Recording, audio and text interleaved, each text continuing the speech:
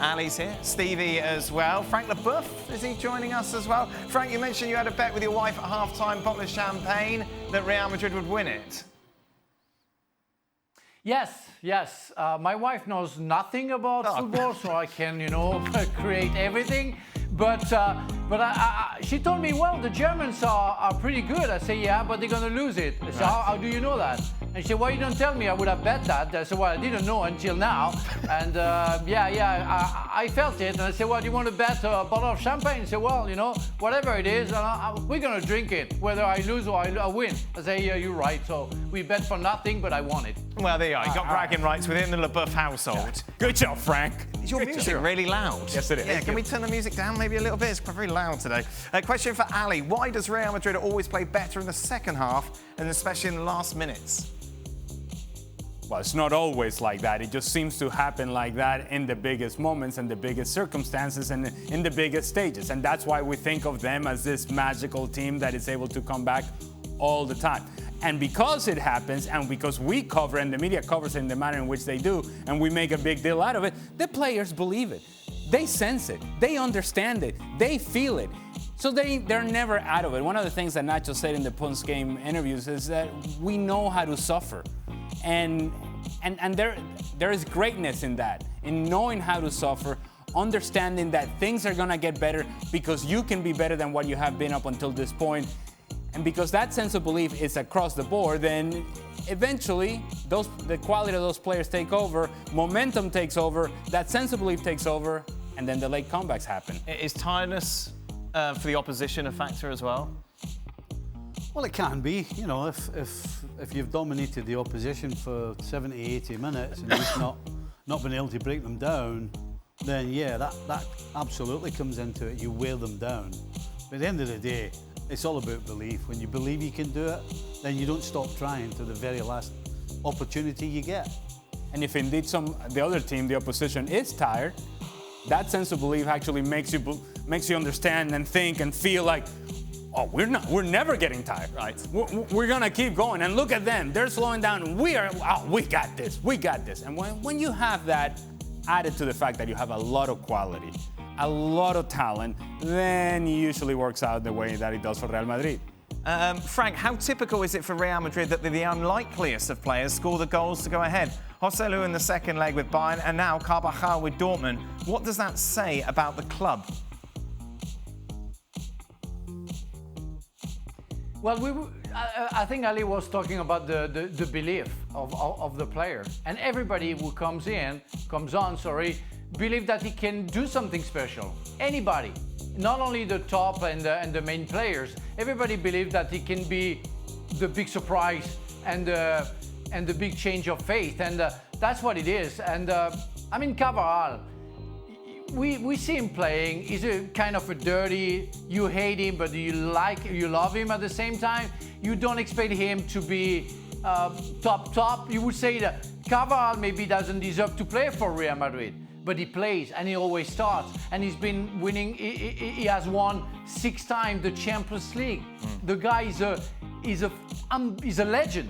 And so when you come on, you know that something can happen to any of the player. And you know why they never lose?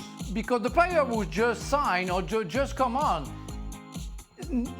has the pressure of not willing to be the failure in the history of that club.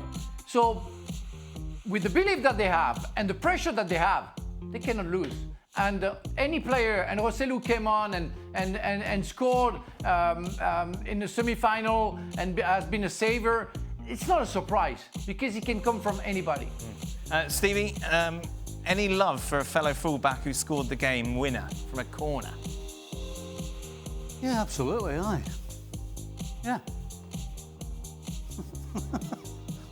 That's it. Right, there we are, good, that's all right.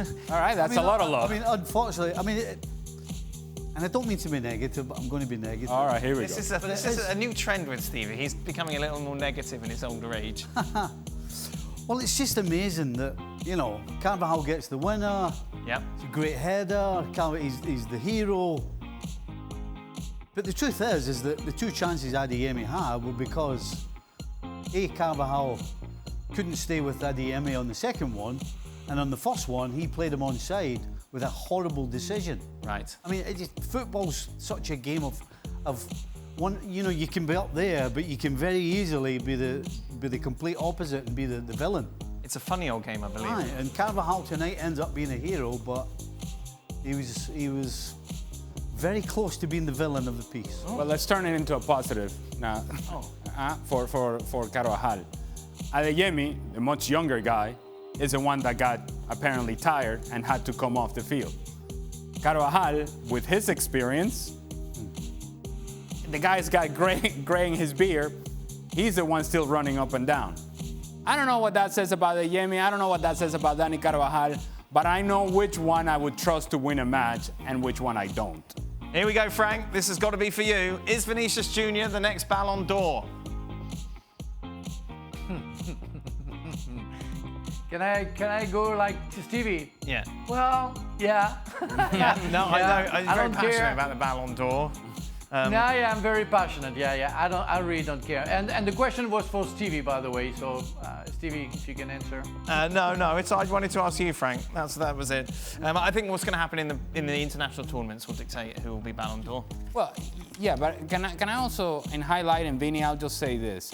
While it may not have been his most explosive game that we've ever seen from Vini, in contrast to what we saw from Kylian Mbappe against Borussia Dortmund, we saw Vini today trying to do something, to stay active, to get after Rierson, to get after Mats Hummels. What he did to Rierson in the end line, I mean, you talk about filth. That was the nutmeg, yeah?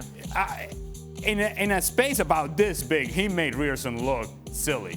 And again, it wasn't his best performance, but he scores a goal in a Champions League final. They end up winning the game. There was something about Vini that wouldn't be denied today, even if he wasn't playing at his best level. We didn't see that from Kylian Mbappe in the semi-final. Even from Mr. Negative, there were a couple of touches that Vinicius Jr. did, and you were like, wow. Oh, the nutmeg and a couple of the passes with a little playing it from his right to his left, and then it's round behind. It's not like he slows the game down and then does it. He's doing it when the game's going at 100 miles an hour, but he makes it look as though it is just like messing around on the training ground. But it's not. No, it's Champions League final. Middle of a Champions League final. Yeah. That's the crazy thing. People don't get access to see Stevie's feet. Yeah, I know. But he was giving it the old both feet. Hey. Ali. Oh, When will referees have the guts to call out big-name players for diving? A dive in a Champions League final is still a dive. Vinicius on a yellow dives. The linesman doesn't raise the flag, but the referee still gives a free kick and instead books Schlotterbeck for complaining. So no question it's a dive. That I'm not going to argue with, but I don't know what's the significance of booking Schlotterbeck because he Well, he's saying it should have been Vinicius who got the yellow, not Schlotterbeck. Maybe so, but why is Schlotterbeck running 30 yards to whine about it? This isn't about Schlotterbeck, this is about Vinicius Jr. diving. And the referee's not having the guts to make the decision. Yes. Okay, well, he saw it as a foul. He called a foul because he saw it as a foul. So he saw a contact there that it didn't happen from Hummels, it may have been from the earlier challenge. Well, and maybe you look at that as a foul, and I don't know that it was an out-and-out dive. It certainly, if it had been because of the Hummels, I guess, sort of pretend contact that wasn't there, then yeah, sure. But there was a slight contact, and as Frank said in the show, if it's a minor push, a little push, it doesn't matter if it's a foul in the midfield's a foul in the box, whatever. Oh. Well, how about the referee booking Vinny for no apparent reason either? The goalkeeper dived and he booked Vinny. Oh, there you are. But he never touched the goalkeeper. there we the go. goalie's running around holding his knee. Yes. So why that stupid roll. You always know when somebody's not hurt, when they start rolling backwards and forwards, because I can assure you, if you're hunting, you stay very still. You're not rolling. You're not rolling around. Right. Surprise, surprise, Frank wants in on the referee. Yeah, but so on that question, then you could actually ask then, well, how come the referee didn't have the guts to not make that call on Vini Jr. And why did he give him a yellow card? I'm with you, Steve. There we go. Frank, what would you like to add with your anti-referee ways? The ref, what did what he had to do. I think it was pretty harsh on some time, especially the first half with Dortmund players at some point for me. And sure that, you know, Vini, when he did the nutmeg on Rierson, who, by the way, was absolutely fantastic because defensively and offensively, he did his game and was very close for me to be the man of the match. But I can be absolutely crazy about Vinicius Jr. when he does like the nutmeg or when he controls the ball, as Stevie says, at 100 miles an hour. And I can get up from my couch and say, oh my God, what is that? I've never seen that in my life. And 2 minutes after, I'm ready to insult him because he's pretending, he dives, and we have another one, Kylian Mbappe. I think next year we'll have a florilege of those kind of players diving for nothing. So it's a mix and mix with Vinicius Jr.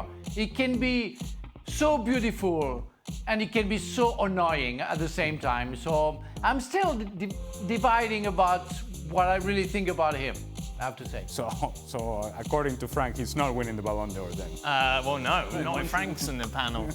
Let's be real. Do Real Madrid... I can give him 10 Ballon d'Or. I don't care, you know. Let's be real. Do Real Madrid really need Mbappe? I don't think when you're a club like Real Madrid, you are in the business of do we need Mbappe or not? Mbappe is there. He wants to come to you. What are you going to say? Nah, we're good? No. We're talking about the best player in the world, potentially, right? And so for Real Madrid, where do the best players in the world belong? At Santiago Bernabeu.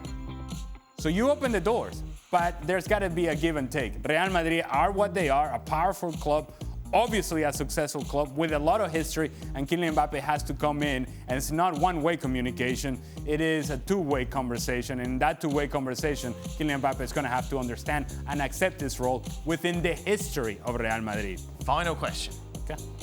Again, it's about Mbappe. Ali, if Mbappe wins a Champions League at Madrid, will it be viewed like Kevin Durant's championship in the NBA? So how is that viewed? Well, because Kevin Durant, when basically changed teams eventually to get to a point where they had a super team and he was part of a super team and therefore he was able to win an NBA title. I don't think so. No. The player movement in club football is part of our reality. And it's part of what we do, is what we cover. Didn't we used to have the gavometer just on from transfers? Well, it's going to be a long summer, isn't it? And the transfer window is part of what we do. I don't quite think that that's the case. I think he played a cycle at PSG. That cycle has come to an end. And it's only a natural transition for Kylian Mbappe to go to a bigger stage. And it doesn't get much bigger than Real Madrid. So what's the problem people have with Kevin Durant then? If you're going to play in a superstar team, you've got to be a superstar to play in the team. Get in the team. Like you're looking at me. So I don't know what the problem. I don't understand why anybody would have a problem with Kevin Durant. That doesn't make any sense. I think some people would argue that because in basketball you got 5 players, and if you have 5 of them are all-stars and whatever the case, and they didn't really need you to begin with, and now you join that team, that now you're sort of buying a championship, if you will. Yeah, I get that, but if Kevin Durant was like a mug, I just happened to be hanging on to the cocktails of the other 4, I would understand the question. But he's not. No. There we go. You know I'm not defending the question, right? Yes, Frank. No. Yeah, I just want to go back to the question if Real Madrid needs Mbappe. Yeah, in terms of football, they just proved no. But in terms of finances, are you crazy or what? Marketing, the merch. Are you crazy or what? Mr. Perez will be more than happy to welcome Mr. Mbappe, because in terms of rights, in terms of, how do you say that, money, yes, everything, they will get lots of money because Mbappe comes to Real Madrid. What's on your T-shirt, Frank? Oh, it says, no, I'm sorry, I cannot because I have to go to the country. The Paris Country Club is the location where I go for workout. Ah, so that's why you and Messi used to go there as well, yeah? Yeah, exactly. There exactly. Oh, beautiful. No wonder he left France. That's it. That brings us to the end of today's show. Money, by the way. ESPN FC will be back. We're with you throughout the summer. Champions League may be over, but we are with you every single day. Be sure to join us.